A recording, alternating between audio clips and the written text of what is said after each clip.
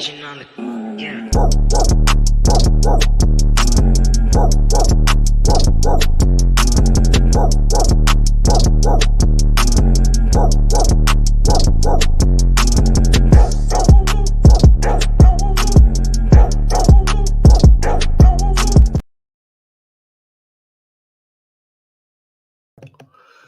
Good evening, ladies and gentlemen. Welcome to the one and only Big Guy Fantasy Sports Network, live here on YouTube every Tuesday night. Me and my dog Taco. We what did I say today on Twitter? I said, meet us on the intersection of fantasy football championships and beating the bookies. Ladies and gentlemen, is the Goal Line Goons, helping you chase down your goals, helping you chase down your championships one goal at a time. Taco, how you feeling, bro? Your team had a very intense game. Oh man. As a fan of the Giants, I just want to say thank God the Knicks are coming back. Like, oh my God, that was brutal, rough, and in some states that might be considered worse than waterboarding. It was abusive. It was abusive to say the least. We have an action-packed show for you all, ladies and gentlemen. But first, down below, you see, head over to BigGuyFantasySports.com today. Check out some of our membership packages. Get the latest and greatest in consistency tools. Big guys, big sports, big talks. Check out all the rest of our podcasts over there and all of our articles from the whole entire staff. The staff is putting out amazing work. Proud of each and every single one of you guys. The articles are hot fire. Hot fire, from the homie Jason to the homie Prue to the homie Dan, Taco, you yourself, dropping some fire. Colby, Ron, and of course, Bob Long himself, ladies and gentlemen. And then, you got me, the marketing director. Just making shit happen. Just, pull the strings away, ladies and gentlemen. We have an action-packed show for you, ladies and gentlemen. It is my favorite month of all, okay? Because all four major sports are popping off, as you guys notice. Big Guy Fantasy Sports, right above us. This is a Big Guy Fantasy Sports exclusive show here on the Goal Line Goons. But I want to bring a little bit of a Rumboyz flavor here with a term, with a phrase that I have coined for the month of October. And ladies and gentlemen, that is Rumtober. It is Rumtober, which means Halloween, which means the big four sports are back in full swing. We have touchdowns, we have home runs, we have goals to be scored. We have baskets, slam dunking, So with that being said, we're going to play a game, all right? We're going to start off this trick-or-treat season with a little game. Taco, do you like games? I like games. I like all games but that Saw game. Do you want to play a game? No, I don't. No, yeah, let's go. Let's play a game. Ladies and gentlemen, we will be right back.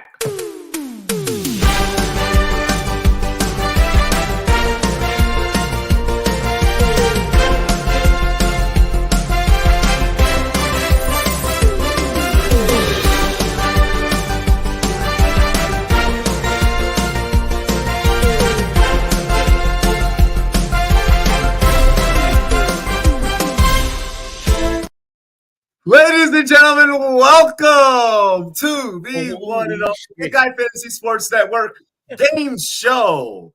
I am your host, RumboyzRobbie and Taco, TDS Taco. You are our first contestant here on the Fantasy Football Consistency Game Show, the one and only game show where we challenge a would-be fantasy football analyst far and wide from across the league. We will be going across throughout the whole NFL season, bringing on guests from here on out.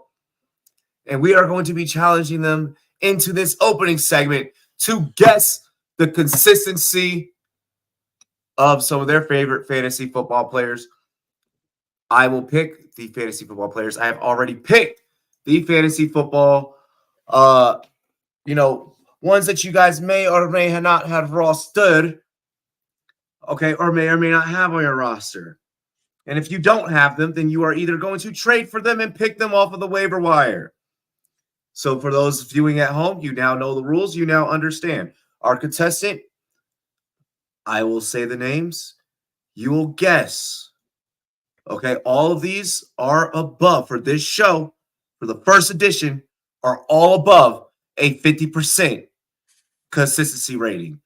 You have to try and guess within 5 points of their actual consistency rating. You are not allowed to look at the consistency rating tools or charts, but you can use your Big Guy Fantasy Sports subscription afterwards to make sure that I am correct and I am right.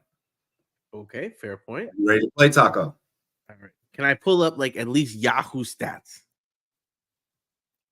No, you're Fair guessing point. the consistency rating. You got it. I'm ready. This is a sponsored segment, damn it. Don't grab anyone else's stuff. All right. First up, we will start off with the quarterback position. Beats from 50 and above, okay, from 50 to 100, you get quarterback of the San Francisco 49ers, Brock Purdy. You're on the clock. You got 30 I'm seconds. going to go 100%. 100%. 100% for Brock Purdy. Ladies and gentlemen at home, even though when we watch this man on a football field, it does appear that he is a robot. You may be thinking he is one of the androids from Dragon Ball Z, but that is an absolute not the case. Brock Purdy, 75% consistency rating, ladies and gentlemen. Damn. All righty. You ready for your next one, Taco? Mm-hmm. You at home can play. You at home in the chat. You at home viewing. You can jump in this game. You can play as well. Guess the consistency rating from 50 to 100. You must be within 5. Running back position, James Cook. 75%. Taco going with the 75% for the running back for James Cook. Can I get a drum roll, please? James Cook is at 100% consistency rating. Very safe floor. And will also give you some boom games. Data shows us when we look at the Big Guys Fantasy Sports tool on BigGuyFantasySports.com. James Cook, safe floor, all upside. Okay? No negatives. Yeah, We're not James going Cook. below. We're never going below double digits there. We're always safe with James Cook. I'm going to let you pick receiver or tight end. I'm going to let you get a little bit of control over the game. Choose wisely. Choose wisely. You got 5 seconds. 5. 50 and above. You have to pick the position. You have to pick the position. Wide receiver. And I'm going to ask you get to guess for. Wide receiver. You want wide receiver next. Taco wants wide receiver next, ladies and gentlemen. Uh-huh. Taco, we go to a team that you've been pretty consistent yourself on. And you've been pretty hot yourself on, if I must say so myself, my fellow co-host. This wide receiver, high point, likes to go up there and get it. It's no other than Nico Collins, ladies and gentlemen. Taco, 50 to 100. Where does he fall? Definitely 75. Taco with a point, ladies and gentlemen, right on the head. Ding, ding, ding, ding, ding, ding, ding, ding, ding. Damn, I'm so mad I missed up on the 2. Fuck. I should have known better. Nico Collins, exactly 75% consistency rating. Now, this could have been your saving grace here. You got 1 point. Okay. You can maybe walk away 2 for 2 here. Let's like go, a couple of your Black damn fantasy lineups. Or you could completely whiff it right here on this one with the tight end position. And you could end up 1 for 3 as the very first contestant ever. You're setting the bar now. We do have a very special guest coming on the show next week that I'll announce after we get done with this segment here. Taco, for your tight end, Big Trust. We going up to Baltimore. We walking through like Homer on the wire. Mark Andrews from 50% to 100% consistency rating. 75%. You're going 75. Yeah, he had a dud game for me. Taco has guessed. Wait. Hang on. I forgot that he missed the first game, so I'm going to say 67%. You definitely fucking looked. No, There's no way that you did it. There's no way you didn't look at that. There's no way you didn't look at that. I swear to God I didn't, and here's why. There was only 3 games. I'm going with your first answer. You're 1 and 3. No, because I said that he missed the first game. You missed the first game. How can it be 75 if you missed the first game? That's one less game that he had. That was because I know he had 1 bad game and 2 good games. Ladies and gentlemen, this has been 2 for 4 Fantasy Football Consistency Game Show for Tacos 1 and 3. Whoa, I was telling you.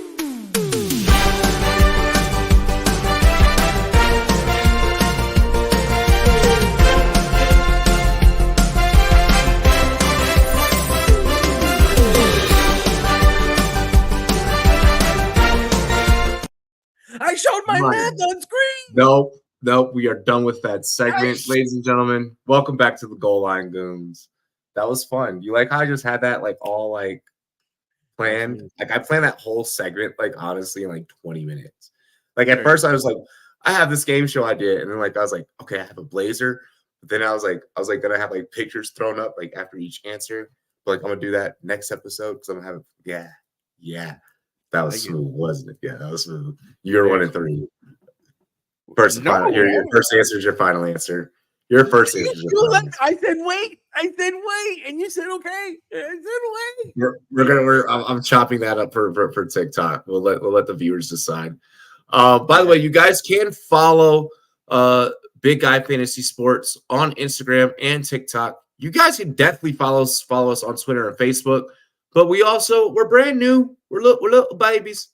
We're big guys that are little babies. Big guys that are little babies on Instagram and TikTok. So give us a follow at Big Guy FS. Again, that is Big Guy FS on Twitter, TikTok, and Instagram. And on Facebook, just search Big Guy Fantasy Sports. Check out the website, BigGuyFantasySports.com. Let's get into the show. We're going to kind of go through the injury report a little bit, and the waiver wire targets simultaneously. Quite a bit of injuries throughout the NFL. Still waiting for Eckler to come back. T. Higgins fractured ribs during that Sunday outing, that horrible Sunday outing in Cincinnati. We'll get into that later on in the show. Taco, what injuries really affected you in fantasy football this weekend? Oh, man, injuries have been all over the place.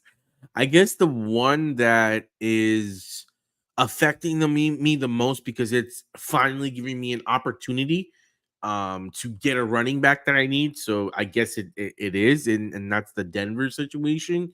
What we're seeing with Javonte. Yep. Okay. So Javonte being out. Okay. So Javonte, that's one that affects you. What about Jonathan Taylor? Getting ready to come back. Oof. Can I just say that's a sticky situation?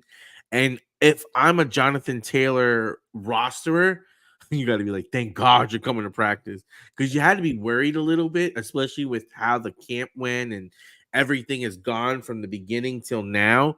So I think you got to be feeling good. I think you see what Moss was able to do and think Taylor might be able to really go off once he comes back, especially in a season where we're seeing so many running backs not be, as we like to say, consistent. Like there's been a lot of up and down performances, a lot of guys that, between getting hurt or, playing through injury or just not getting an opportunity because now it's a split backfield and the game script changed and now, you know what I mean? Like, what was it? This week Pollard had like 9 points, and you're looking at this game and you're praying and you're looking at it, but it doesn't make sense. Like you're up big early. The team is running away with the game. Why are you going to expose one of your most useful pieces in this kind of a game to high impact? So, yeah, no, this is definitely something that's crazy and good to keep an eye on. Just want to say.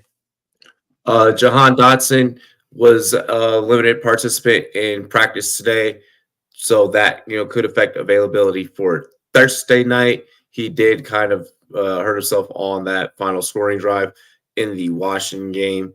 If he's good to go, I feel like I'm willing to flex him in 2 flex leagues. If you're really desperate, you could flex him. If I haven't won a single fantasy game so far this season, I'm not going to throw him out there. There might be some other options. Aiden, what's good? Said, yo, Taco, are you good? Taco's better now. It was just a little awkward landing on that last one. but no, not too crazy in terms of the injuries. I don't want to harp too much on the negative side. I pretty much made it through the weekend for the most part, fairly unscathed. Geno Smith with the knee kind of worries me. Johnson out, Elijah Mitchell out. Still, of course, for Elijah Mitchell. We already kind of, touched on Javonte. Pat Freiermuth. 2 to 3 weeks, I think they said. Please, Pat Freiermuth, be okay. But I think we have some good solutions that we're going to get into when we get into our waiver wire targets. On a good news side, Cooper Kupp returned to practice, I believe, correct, this week.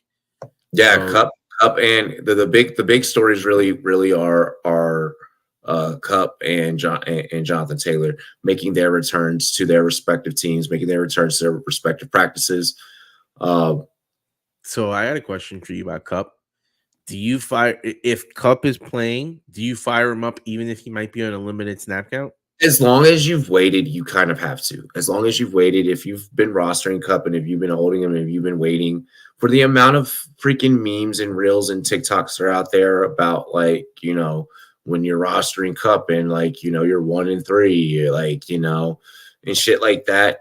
The Kupp tribe is getting clowned on social media. If you have him, you need to start him. You need to start him with conviction, and you better be hoping and praying for the price that you draft him for, that he goes out there his first week and he gets you some. Would y'all trade Keenan and Javonte for Debo, B-Rob, and White? Yes.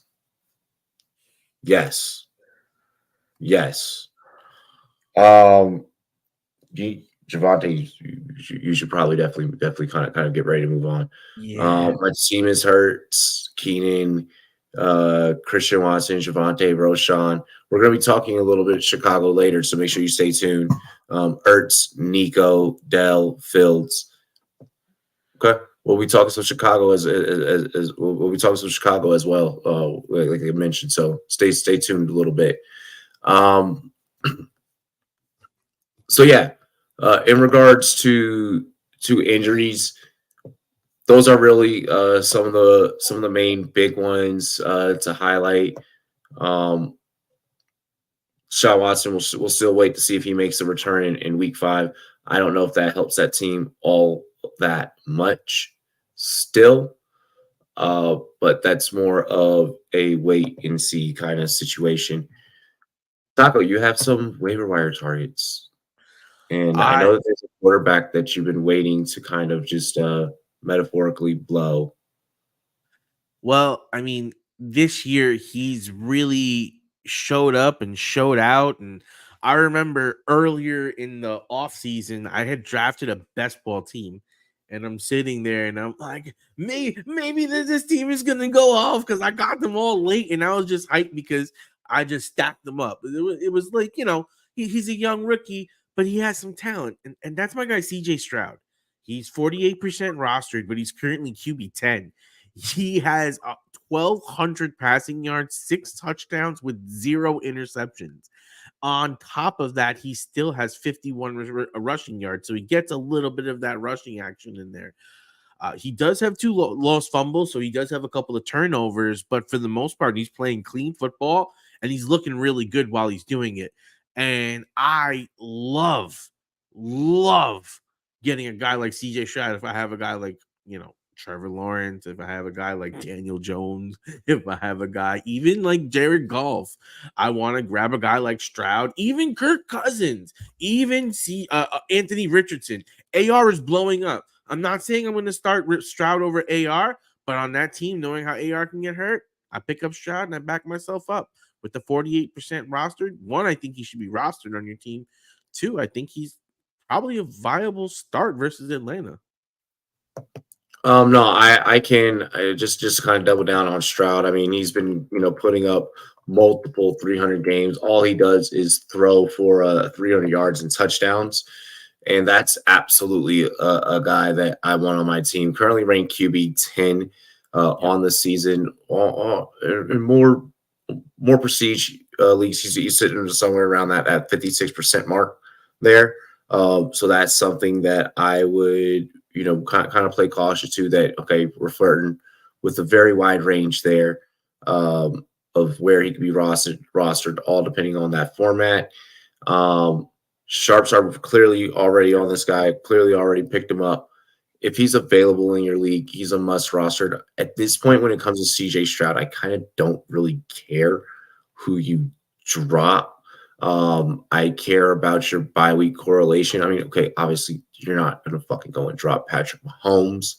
All right, let's be serious. But I mean, hell, we'll kind of touch on the Cincinnati situation later. I mean, if you need to go and drop Joe Burrow to go and baggy Stroud and flip around and get a couple of fantasy wins underneath your belt and make a playoff push, fucking so be it. Risk it to get the biscuit, okay? It's redraft. This is your team forever. You're not making this decision in Dynasty. If it's Dynasty, hopefully you already have this kid. One that I want to talk about, kind of, keeping it with this with the young guard here, the young Bulls. Sam Howell put on a amazing performance this week. This is more so for your streaming options. If we're waiting to see what happens with Herbert's hand, if we're waiting to see what happens with Geno Smith's knee, things of that nature. If you're like, yo, fuck, Herbert's really been screwing me over, and I just need a guy that I can play in my starting QB and light a fire underneath my team. Stroud's already gone. What the fuck am I gonna do? Oh wait, Dobbs is gone. Because I watched Goal Line Goons last week, and the Goons kind of talked about Dobbs last week. Here we are. We're introducing Hal. I think we mentioned Hal on like episode 2. We're bringing him back up. He's sitting around about 20% roster. Playing against that Philadelphia defense definitely showed that he can be on your fantasy football teams. That Eric Bieniemy offense is clicking and well. They have Chicago on a Thursday night. So I'm all for running out Hal over the likes of a Burrow or a fucking Jake Browning or whatever happens in that Cincinnati situation. And we only got one glimpse of Chicago. Talk about that later in the show. I'm not sure how dependent we are on that. You more so fired up, Justin Fields and gang last week because it was Denver. At least with Hal, it's like I just now have to figure out, okay, what games you're going to have bad games. You had a bad game against the Bills. That's really the only bad game that you've had. So to be definitely a viable fantasy option, just QB 17 on the year. Want to get into running backs here. Realistically, there's probably only one guy to talk about, one player to talk about, and that's Jaleel McLaughlin. But I do have someone, but I'll let you go ahead and touch on McLaughlin a little bit. Yeah, I mean, McLaughlin right now is rostered in 5% of leagues, but Javonte Williams left the game with a hip flexor issue. The problem is we're getting conflicting, or not conflicting, but they're not expecting him to miss much time, but you expect him to be compromised. What does that mean as far as game wise? Maybe 1 week, maybe 2 weeks. Doesn't sound like it's going to be an extended absence. But with that being said, you know, this kid is already running back 39 on the season and 13 carries. Think about that. Like in traditional 1 point PPR leagues, he has 13 rushes for 92 yards, 1 touchdown, 4 catches for 25 yards and a touchdown. It's during the preseason you heard the rumors and the rumblings of Sean Payton wanting to find a way to What get up, Gator? He had a touchdown in the first game. I think on the first, like, he had one drive, one touchdown, and that was the only play that he had. And then he came in, and really did a good job in the game that Javonte Williams left last week. Also in college, he had a great career. I think he was one of the leading rushers in college for the running back position. So there's a lot of. I mean, duh. Like, I would hope so, but yeah. But what I'm saying is he offers a lot of upside, and if you can get him on a lower side, because his long-term potential is small, but his short-term upside is pretty substantial. I would feel like he would be a borderline flex or a desperate RB2 for some of these teams out here, because truth be told, I know a lot of teams are having some RB struggles. I mean, 7 for 72, 3 for 3 passing for 32 yards. Then also for him to go ahead and get that passing touchdown. You're definitely wanting all those stats, especially in PPR formats. I had a way above fantasy point expected outing on Sunday. But then again, of course, that beat against the Bears. You have to take on Chicago, Kansas City, Green Bay, and KC again before you get a bye in week 9.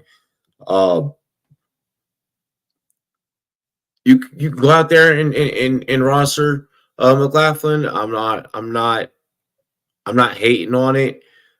This week, I will say that the running back waiver wire is fairly barren. There wasn't a lot of breakouts or guys that really burst onto the scene that it's like, hurry up, run and go spin fab on.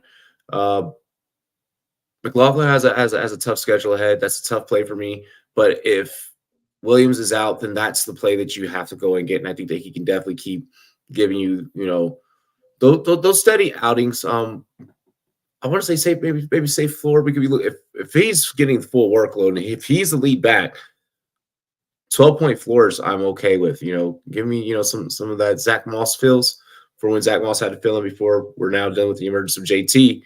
I'm liking that. I'm liking that. Which, by the way, if JT is playing, because again, kind of same thing with Cooper Kupp, you're playing him. Just want to throw that out there. Want to get into receivers. The first receiver that we're going to mention is kind of hilarious given the situation, because you probably could have, if he wasn't dealing with the situation, you probably would have been drafting him up there with kind of some of the other twos. But now finds himself in a crazy situation with a crazy good offense that's already clicking. Taco, your thoughts on Jameson Williamson? It is hilarious. It's hilarious how the NFL can change their stances so quickly from season to season. And the fact that his suspension got affected because of their rule change is even more hilarious, especially for us in the fantasy community, because it's kind of like you said, it's kind of like a little cheat code where you're like, oh shit, I don't gotta worry about waiting those extra 2 weeks. So, around this time, I would say it would be when I would be advising most people to try and pick him up, because it would be like a 2-week hold in it, like you had mentioned, in a really good offense, a receiver that has great upside, but I think at this point with his 33% rostered, he's someone that I wouldn't break the fab bank for, but I would put a substantial bid in for if he's available, no higher than 25%. I think that role there is still yet to be defined, and Craig Reynolds and Golf had a rapport and a connection since they were playing with the Rams, and we saw that show up on the Lions. And currently, he's playing as that wide receiver too with Laporta. You have Montgomery, who is a consistent threat, and then you have the ever so consistent St. Brown. So they have a lot of options and a lot of people on that team. But I do think that the upside and that offense and his talent make him a must get. I'm not saying play him, but you got to get him if you can. Aiden, you're keeping both. I don't think that there's it's trading for one. If you're trading for one, God, fuck that. I feel like that's so even. I'd be the greedy asshole. They'd be like, give me both, and I'm keeping both. I wouldn't want to give up one for the other. If I had Pittman, I'm like, no, I'm not giving up Pittman. If I have Smith, I'm not giving up Smith. I'd be looking for a way to get them both home to keep them both. I part of just because of how good Pittman is reliant on Anthony Richardson's availability.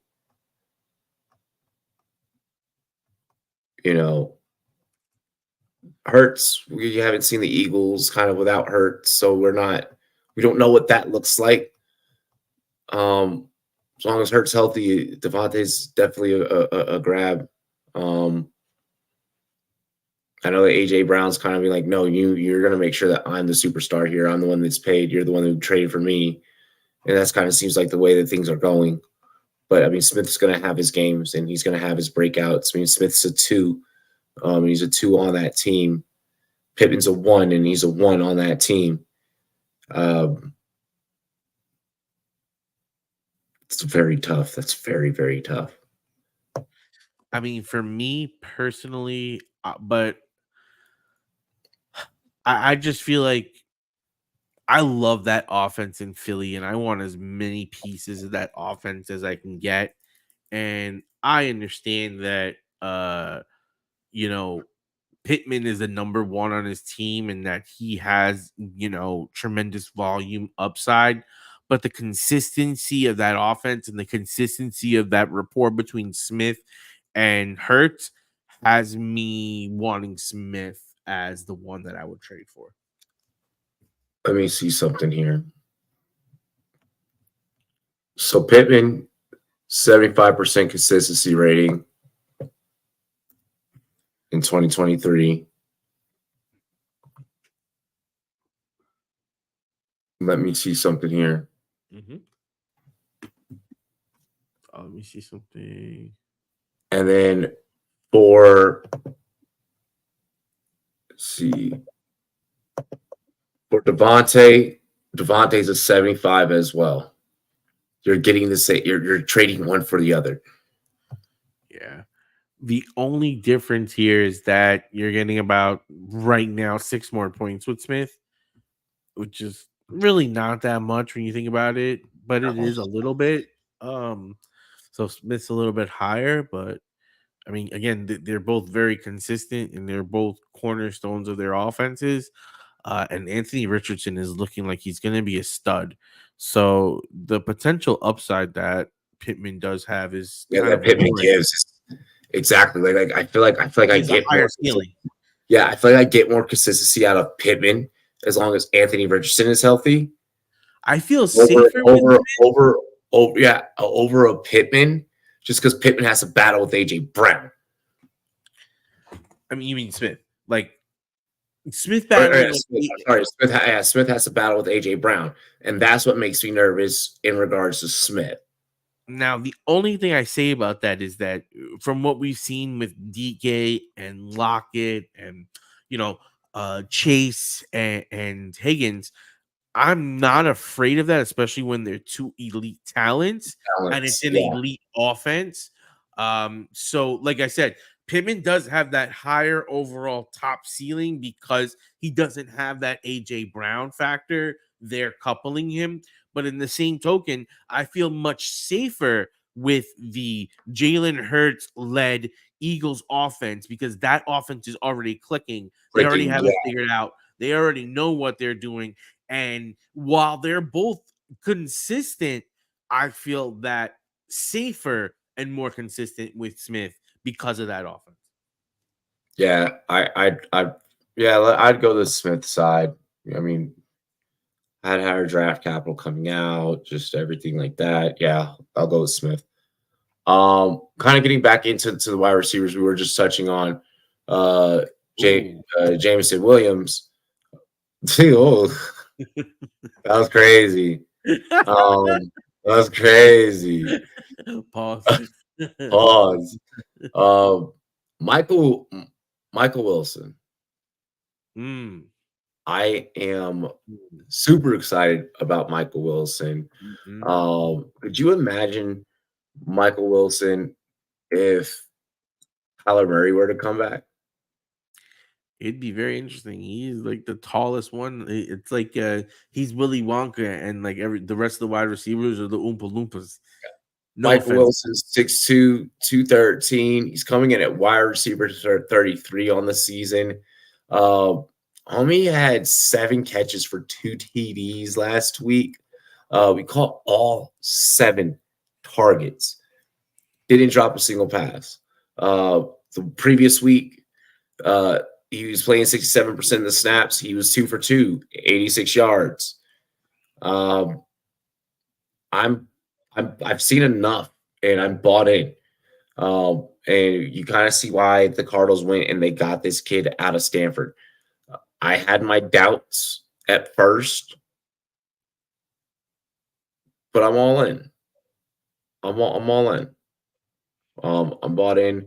This is a guy that I'm willing to roster and maybe even begin willing to flex, here and there. Maybe not against Cincinnati, but I mean, we'll see. We'll see. That Cincinnati defense is stout. Yeah, That Cincinnati defense is nasty. I'm not gonna lie. At the end of a couple of best ball teams, I nabbed him as well because of this alluring upside. And when you look at the wide receiver core for the Cardinals, it's a bunch of undersized 6-foot receivers, and the difference that he has over everyone else is he's just bigger and size wise. And what that means is you might get a little bit more red zone work. You're gonna probably get some more time on the field because you're different than every other receiver on the field in the fact that you have some size. So that is alluring. And like you said, Robbie, I think his path to playing time seems like it's there. And if Kyler Murray does come back in the next couple of weeks, which he'll be cleared to do, it could be a very interesting scenario. And even if he doesn't, with the way that Dobbs is playing, if they continue to build this rapport, why not? Like, why can't they be a thing? Because he's already starting to show a nice little well, the last game they had a nice little chemistry. Let's see if they're able to continue this. Absolutely, absolutely. Want to kind of get into the tight end options out there. Tight end is a very spicy, very interesting group this year because while many of them are all very close together in terms of what they can do for you, there's definitely been some make or breaks and in terms of who you can start and who you can play on a consistent basis that might be able to just give you that little bit of edge in a game of inches. With that being said and stated, we go and we visit the tight end wasteland. Taco, take us away with some Fergalicious Jake Ferguson. So my guy Jake is rostered in 54% of leagues. 54% of Yahoo leagues and is currently ranked tight end 8 in 1 point PPR leagues, which, same thing. PPR, 1 point PPR. You get my point. He has 17 catches for 447 yards and 1 touchdown. I think my favorite part about Jake Ferguson is if you look at his actual targets, He has 7 targets in the first game, 4 in the second game, 7 targets in the third game, and 7 targets in the fourth game. And you're like, well, he did have 4 targets in that one game. That one game he had 4 targets. He had 1 touchdown. Now, I say that because when you look at the yardage, 11, 11, 48, 77, it's not like, woo, he's on But he's fire. getting targets. The thing is that he's But getting targets. He's tight end 8 on the exactly. season. Exactly. And if we look at his receptions, he went 2, 3, 5, and 7, with his last game being 7 of 7 for 77 yards. It was his best catching day as far as most catches, and he had his most yards.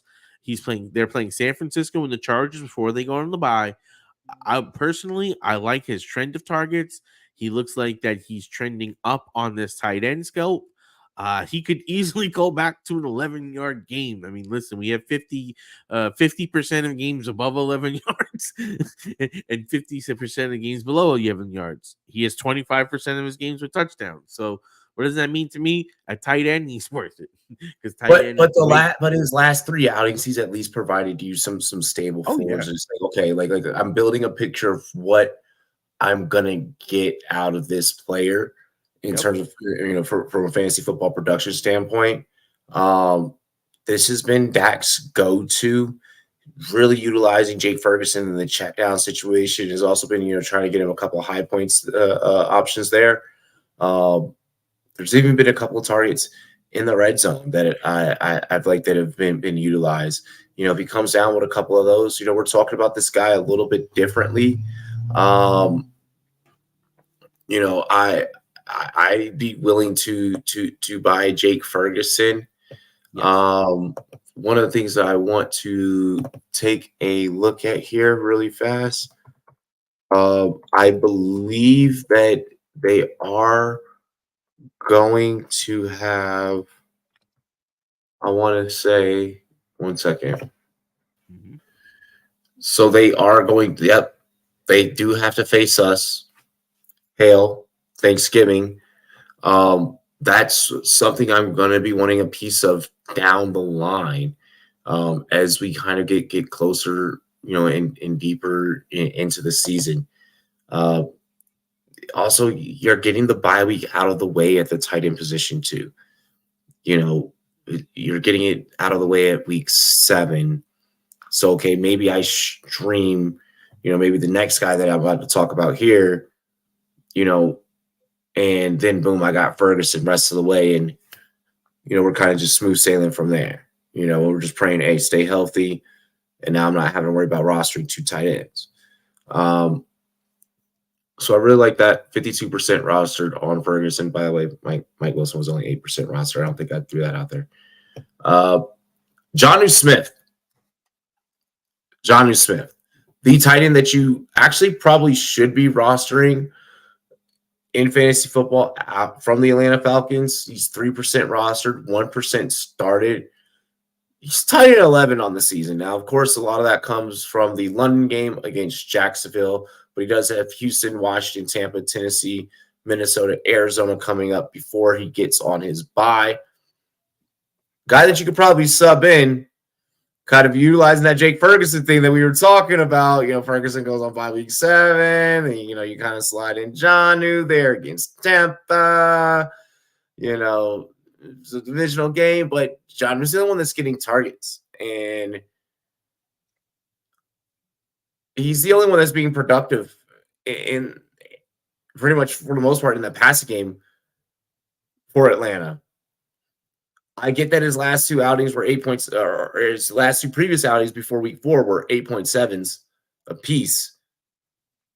But kind of going back to what I was saying, okay, well, I'm getting a picture built about this guy. He's the one that's getting the targets. He's out there, what's starting to look like, last week in his surprise outing in London, he was only out there, maybe 55% of the snaps. But he's getting targets when he's out there. The week before, he was out there 72% of the snaps, got targeted 8 times. In week 2 and week 4, he was targeted 6 times. And last week, he caught 6 for 6 for 95. I'm just curious on a team that likes to run as much with Algier and Bijan.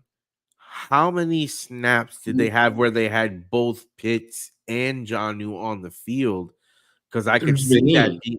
I could see that easily being a nice little package, especially early in games and games that they are ahead in, that they can consistently use. And this workload could actually be a very consistent workload. I mean, much like what you said. Algier's workload's no longer consistent. His fantasy performance has gone down, down, down the last 3 weeks. Well, I'm not saying Aside from week 1, he was an anomaly. the fact of that they use their backs so much. It's a run heavy offense where they have enough guys where they're gonna run. You know, I think of that as a But run his first team. snaps are going down. Algier's snaps are going down. I mean, Bijan 56, is taking 44, over. 30, 26. Bijan is taking over, absolutely. But with Bijan taking over, I still think that you might be looking at this two tight end sets more often because they run so much. Is what I'm saying. Yeah, yeah. Which I feel like is going to start putting Jonnu out there on the field more, and they're going to start utilizing Jonnu more. I don't know what the fuck is wrong with Kyle Pitts. They don't like Kyle Pitts. Atlanta's allergic to Kyle Pitts. And we'll touch on that later in the show. But Kyle Pitts managers, I told you so. Eat your heart out. I told you so. I've always told you so. Let's get into the next topic. Let's review some football, some Monday night football. The New York City, okay, is now a city is now divided as a tale old as time, divided between two quarterbacks. They're divided amongst themselves as a fan base and divided as a media. Daniel Jones has viewers questioning his ability to be a leader of men. Well, it seems that suddenly we're on this Zach Wilson mercy narrative streak for the Jets. Is the scrutiny fair and warranted in New York? And from a fantasy football standpoint, trade Saquon, Garrett Wilson, or Brees Hall. What is your thoughts on these three players kind of rest of season going forward? Trade them, keep them. What are we doing? Go ahead. I agree with you where it's a divided media as far as the landscape between the two teams. And now the narrative is beginning to switch because of how bad the Giants are looking. The Dable grace that he got from his first win versus Tennessee, that first win that he got where they won it, I believe, down at the end in a clutch game, that carried him all the way to here. And now, like you said, we're seeing the cracks in the ship. We're seeing him throw the tablet. And we're seeing, in my eyes, a team that's beginning to falter. And the problems at the offensive line are so bad that I fear for Saquon. I fear for Jones. I fear for all of those guys. Truthfully, if I have someone that, believes in Saquon, I would move off of Saquon. I believe that Saquon's name right now is more than his production. His production when he comes back, I mean, sure, he'll maybe be a low end one, maybe a RB2, but with the way Jones is playing, it's going to put a lot of bad situations for Barkley, and he's not going to be able to produce as well as he should. He is an elite back. Do not confuse fantasy production with the kind of player he is. No one can survive and play behind that offensive line the Giants are putting out there right now. It is an absolute shit show. So for that, I would say maybe they can figure it out. Maybe. But depending on where you are, you probably can't bank on that. If you're really going for a championship, you're not banking on that. You're trying to make a move and you're trying to upgrade onto something more secure and stable. Now, guys like Wilson and Hall, I feel more confident about Hall because he should be at a depreciated value at this point, where he's kind of not really looked at as like an absolute stud. And I still think and I believe in his talent, and I would like to acquire him if I could acquire him for the rest of the season, knowing that he's probably going to be in a snap count, knowing he's probably upside as an RB2, but he has home run capability and he feels like the best back on the team. He looks like the best back on the team. So now it's just a matter of them working out his load and working out um the other guys. And I think Dalvin Cook. Brees gets Denver, Philly by Giants next. Yeah, I mean, it's gonna be probably by low season ending in like T minus like 5 days. Like the second he faces Denver, he gets Chargers. Yeah, he gets Chargers. Then he gets Vegas. Like if anything, I'm trying to get Brees on my team right now for Denver. Yep. I know that things are going to be tough against Philly, but maybe he can do some Brian Robinson-esque type of things. Cool. Let him rest for a bye. I get the Giants. Yep. Oh, I get the Chargers. Yeah. Oh, I get Vegas. Then that's when I have to deal with Buffalo in week 11. Like, okay, like I can put together some things. I have Buffalo, Miami back to back, but then I get Atlanta. Then I get Houston. I mean, I'm kind of liking his situation down the stretch. Yeah. With the exception of having to face Buffalo, Miami weeks 11 and 12, Miami week 15. But I mean, other than that, there's some teams where it's capable. I mean, right now he's RB32. And here's the other thing. By the end of the season is probably when they begin to let him unleash a little bit. Like that, those are the games that he actually might get the full workload because Dalvin Cook is not it. And Carter is good. Going to the future. And going to the narrative that leads us into the fantasy football talk. If Zach Wilson can put a few things together to where the Jets can make a push for the wild card, we're in Rumtober now. October, November, December football is way different than September. You can fucking cancel everything. All September did was just give you a little bit of data of what can happen now for the next few months from a fantasy football standpoint. September football is more so just like football's back. It's real football. Yay. Now we're in football. This football is different. Yeah. And if Breece Hall down the stretch can have a nice little schedule like that and pop off, and I can buy low, I'm just saying. Garrett, thoughts on Garrett Wilson? I feel like you have to hold on. It's like nervous as hell. You're gonna get undervalue for him. He's a home run hitter. Anytime. Question is, can Zach Wilson get better? That's the question. According to Patrick Mahomes, yes.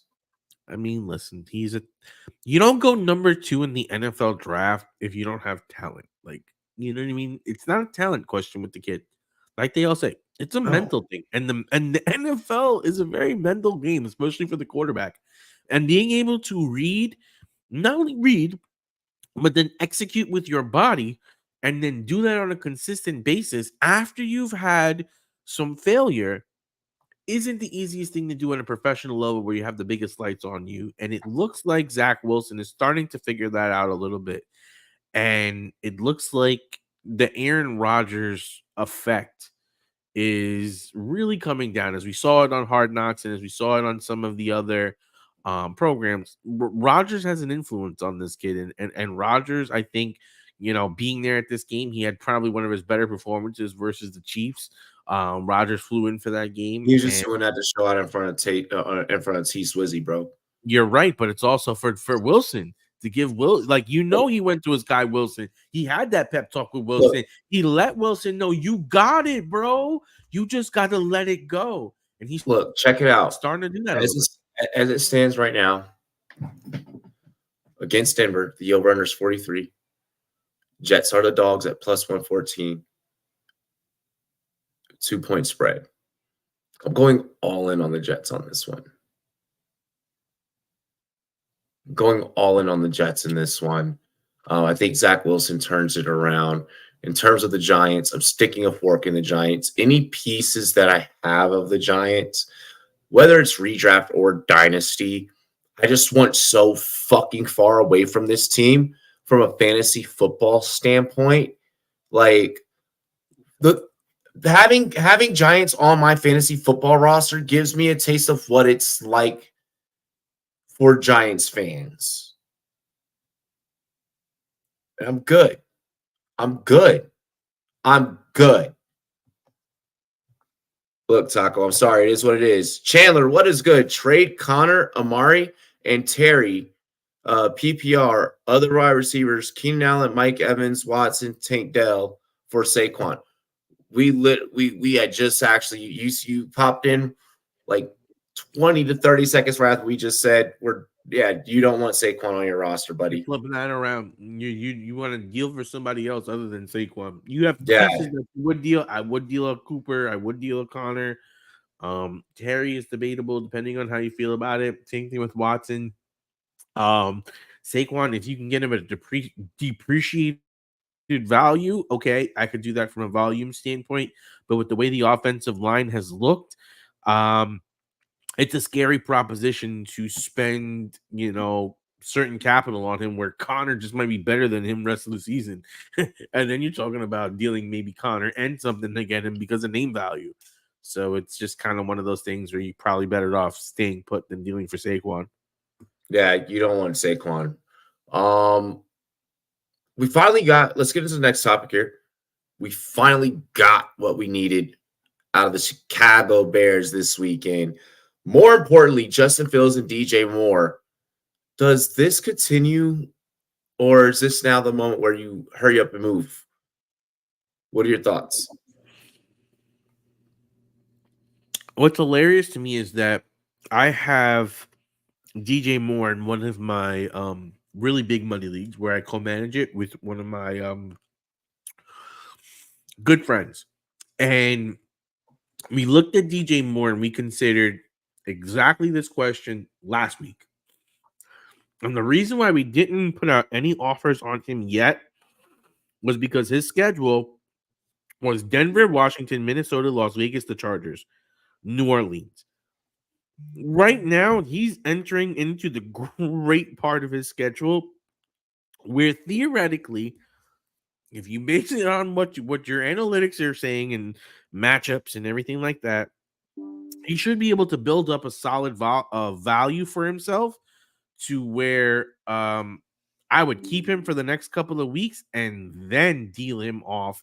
He has a bit of a struggle in the playoffs. He has Cleveland, Arizona and Atlanta. I mean, that's not terrible matchups. Like, honestly, like, if it wasn't for the fact that Justin Fields scares me, I would be all in on DJ Moore. But it's hard to actually see you trading him now when you look at the way his schedule breaks down. His toughest matchups are Carolina, Cleveland, Arizona, and Atlanta. And for the most part, I don't see those even being that crazy where the Bears should be that out of it. And if they are, then they're still throwing. So DJ Moore can get garbage time. So actually, no. If I can get DJ Moore, I'm buying on DJ Moore. DJ Moore is wide receiver 14 on the season throughout 4 weeks of football. Week 1 is really just the eyesore, but I feel like we should just overlook week 1 for most players, right? 16 against Tampa, 13 against KC, 27 against Denver. Is he going to give you 27 every week? No, but I do expect between that 13, 16 kind of range.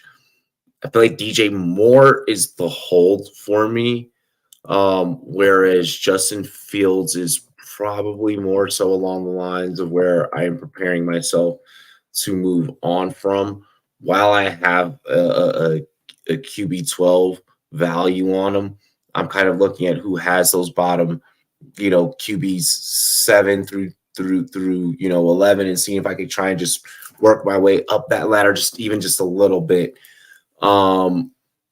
you want to try and find yourself some more consistency at the quarterback position. There's you can go out there and maybe find some not as pretty names out there that could possibly win you a championship and are going to be that much more better off.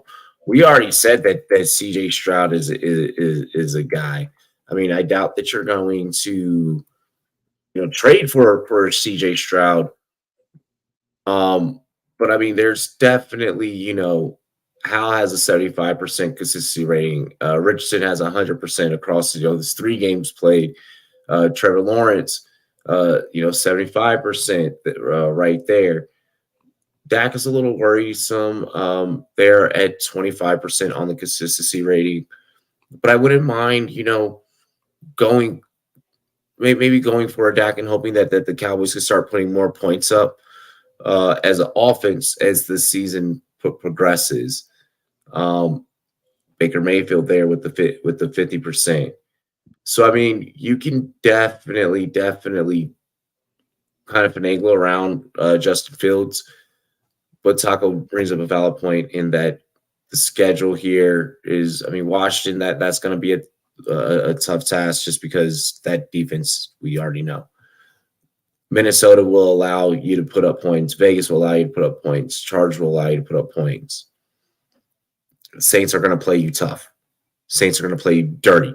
They're going to play you tough. Carolina will let you have their way. Detroit's going to be tough. But then you get Minnesota again. Then you're on a bye in week 13. Detroit, Cleveland, Arizona, Atlanta. The schedule softens up for Chicago.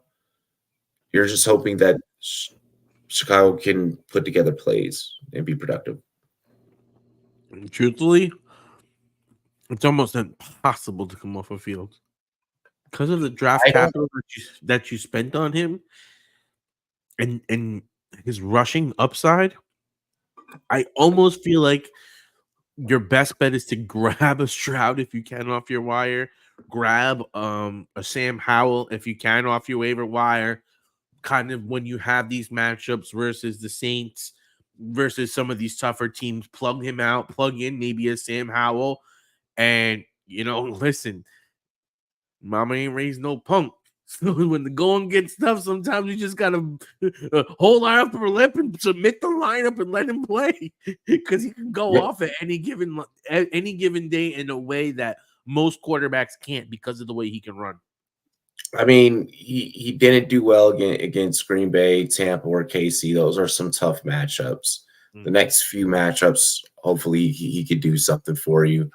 I'm on the side of maybe seeing if you can move him and bring him back as much as you can, and kind of maybe utilizing the schedule to an advantage of being like, hey, bro, like, look, he's going up against teams that allow overs, bro. Like, and that could be a really great argument, a really great way to formulate that argument. 4 weeks of fantasy football have passed. We're officially into, again, what I like to call Rumtober. After 4 weeks that we've both seen, you've seen, the data, the film, etc., is it time that we move off the Cincinnati Bengals? I'm going to just start this one off with absolutely the fuck yes. I mean, the data right now is not good for Burrow, but it's such a small sample size to make such a large extrapolation when you consider what he's done over his previous tenure. I think the biggest thing he's hurt. He's QB 31. Right. He's hurt. That's the biggest question. I would say you bench him for now and then you wait till he comes back. You don't trade him at a depreciated value because he is better than this. He is not the guy that we've seen right now. Like Robbie said, he is hurt. T. Higgins is actually on the IR. So for at least your sakes, you can put him into a separate slot and pick up somebody else for the time being. So you hold him and hope that Burrow is better by the time that he comes back and that it all meshes together. But I think that's kind of the problem that a lot of us fantasy rosters have, is that in some of these cases, it's kind of like a forced hold.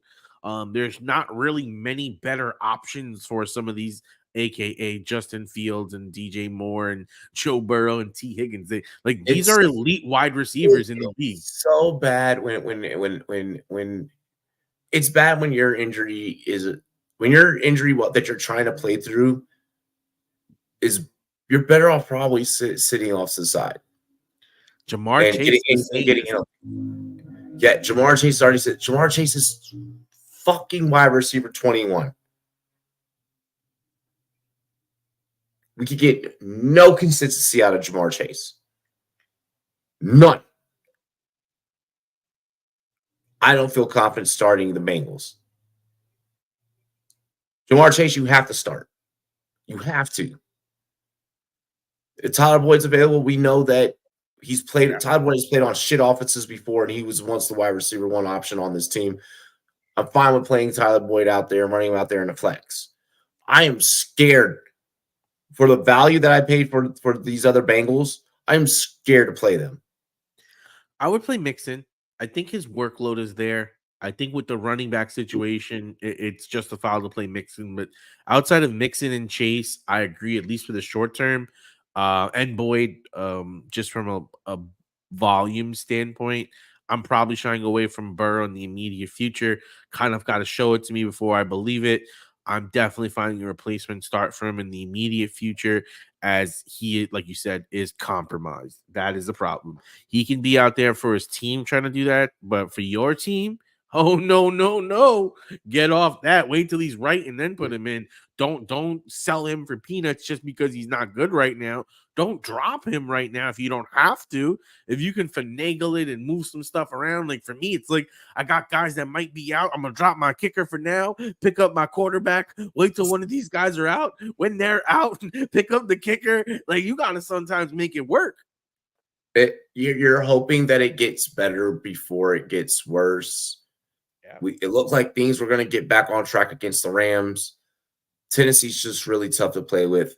You're hoping for things here in week 5 against Arizona. They get Seattle after that, then a bye in week 7.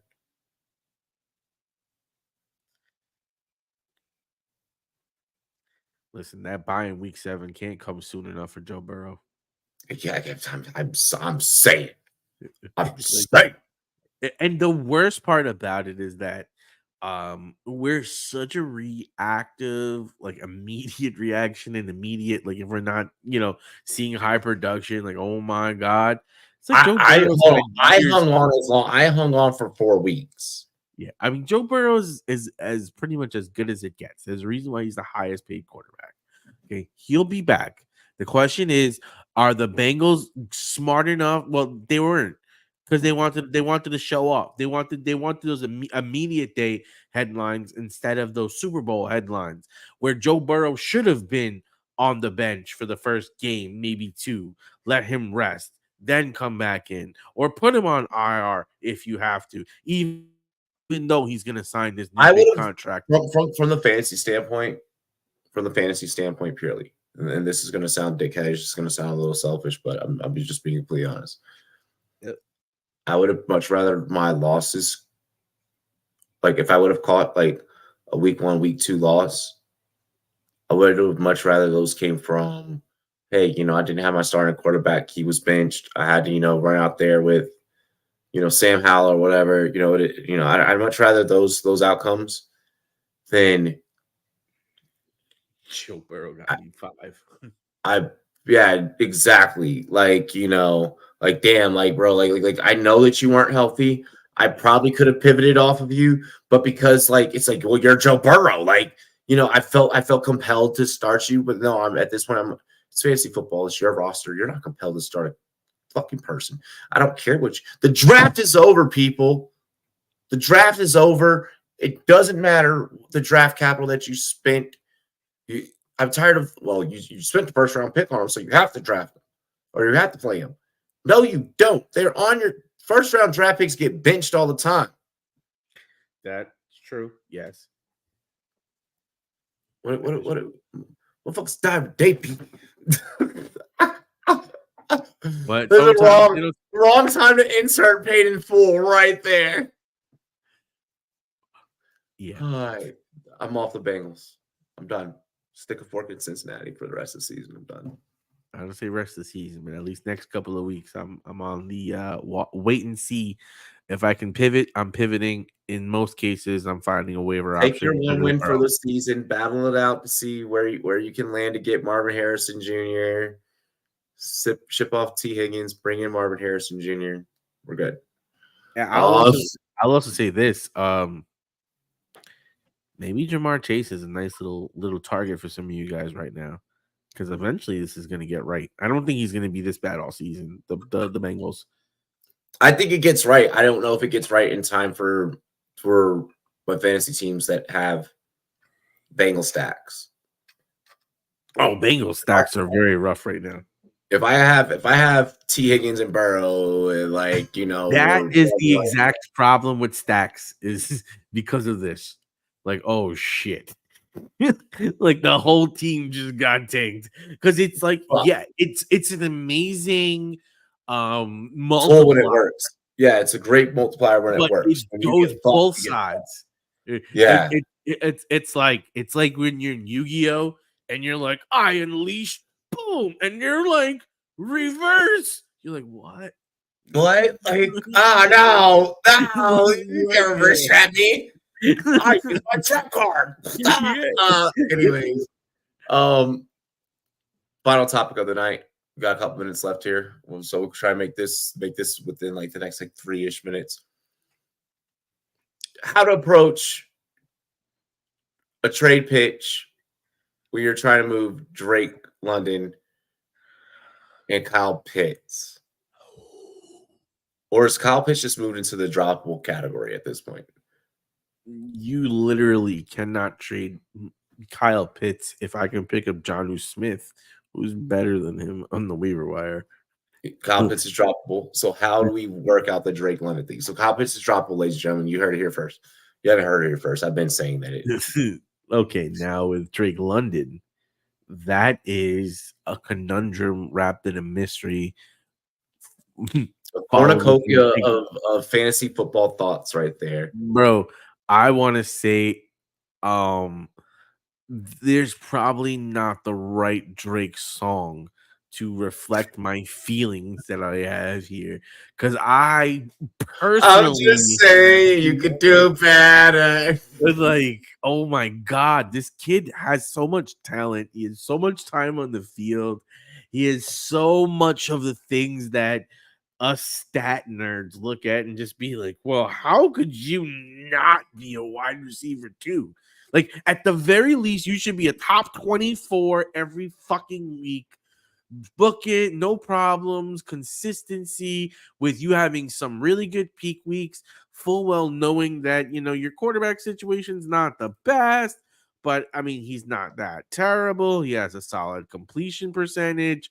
But no, we're not getting that. Currently, he's wide receiver 52 on the season. Like, you know what I mean? We're not getting a top 24. So we're getting a top 52, which is not a fucking player that you could really play.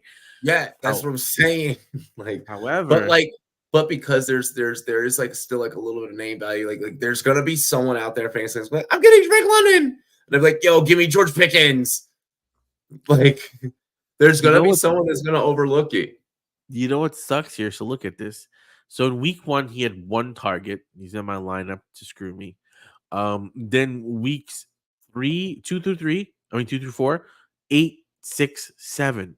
You're like, fuck yeah, that's the targets we want. But then you look at his catches: 6, 2, 3. Now, he did catch a touchdown in 2 of those games. Okay. But he has 67, 31, and 28 yards.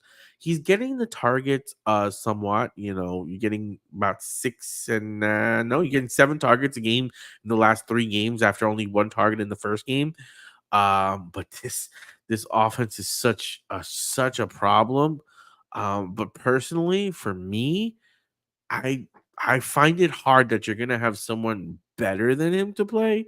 If you can sub him out for Tank Dell, I'd probably do that. But I mean, I'll play Adam Thielen over him, sure. But it's not like super smashes. It's not like where I'm saying like, oh, without a doubt I he's would, going to be better. I would, if I could get Adam Thielen on my team, like, yo, I'll give you Drake London for Adam Thielen. You I know would that so finesse that. I would so finesse that.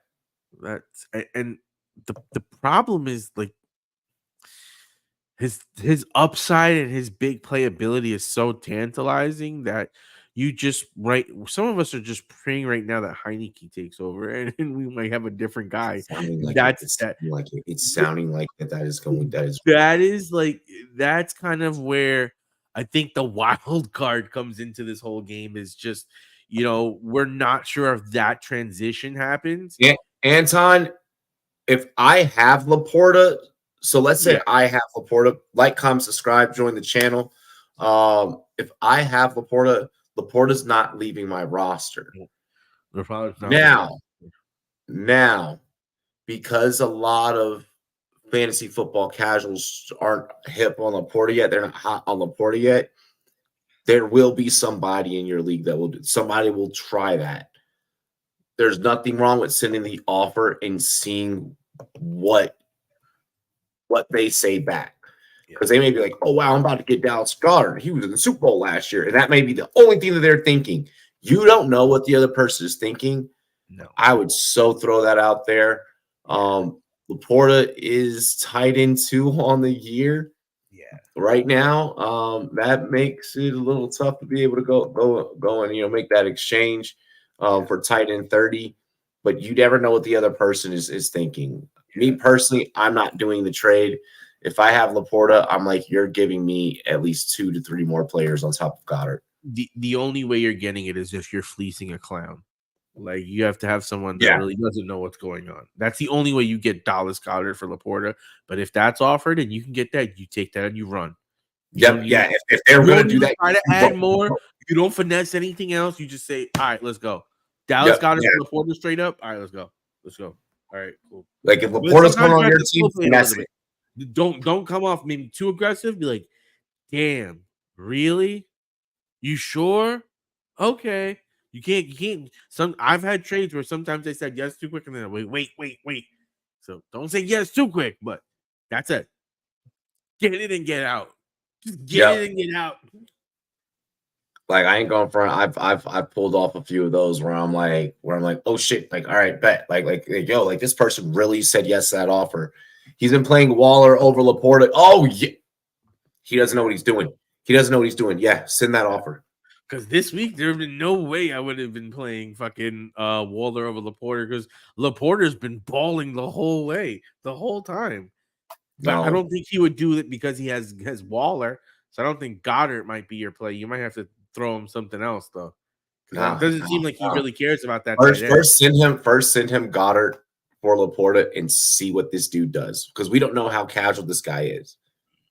If he's playing Waller over Laporta and he's been doing it for 4 weeks straight, he doesn't even realize what's happening, and it's okay. But he did draft him, so at least he's not that fucking out of the loop.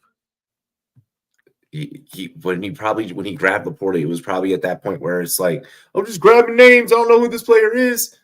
You never know. You never know how some of these other leagues are thinking. You gotta remember, not every league is full of analysts like us, bro.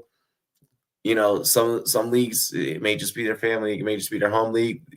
He may be playing against Steve in accounting, and Steve in accounting doesn't watch a single fucking lick of football. Probably doesn't even pay attention to his rosters. I hate those guys. Oh, when I send those guys trades and I play against those guys, I walk up to them in the office. So I'm like, hey, sent you a trade, can you check it? And they'll be like, oh yeah, oh, I like that. Like, man, I wish. All right, ladies and gentlemen, this has been episode 5. I got 5 on it of the Goal Line Goons. Be sure to go back, check out all of the waiver wire talk that we had earlier in this show. It was definitely fun. It was definitely lit. Check out our consistency game show at the very, very, very beginning.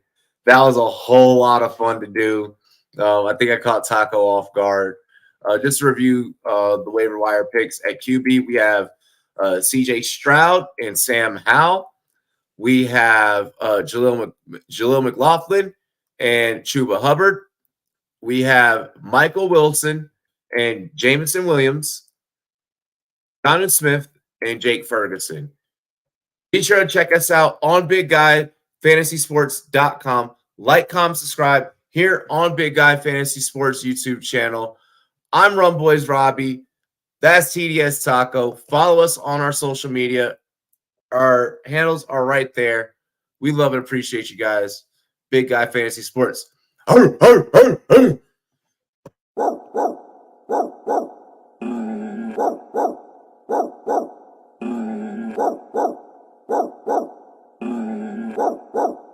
Preaching on the